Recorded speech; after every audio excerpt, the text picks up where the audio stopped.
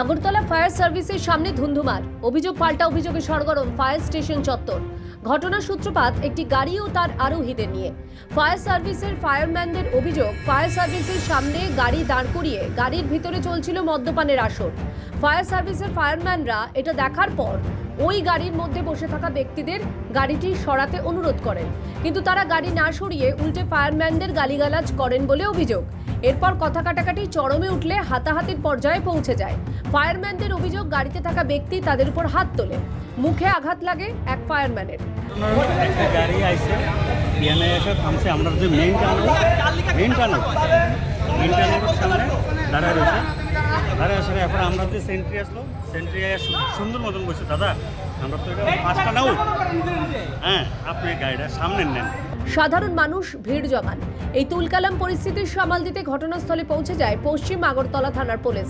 অন্যদিকে গাড়িতে থাকা ব্যক্তিদের অভিযোগ, ফায়ারম্যানরা তাদের গাড়ি ভাঙচুর করেছে। তারা এই ঘটনার তদন্ত দাবি করেন।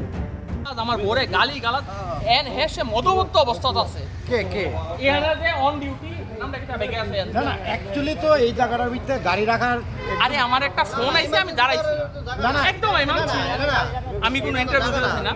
না এটা উচিত না। পুলিশ আইছে বলে আমরা না একদম না, আমার গাড়ি ওখানে আছে। দেন আমার গাড়ি কই আছে, আপনি সিসিটিভি দেন। ইমার্জেন্সি প্লেস আপনি ক্যামেরা তো দেখেন না কতটুকু আছে। আপনি তো জানতেন এই জায়গাটা আপনি ইমার্জেন্সি ক্যামেরা তো দেখেন না। এই জায়গাটা তো ইমার্জেন্সি জায়গা।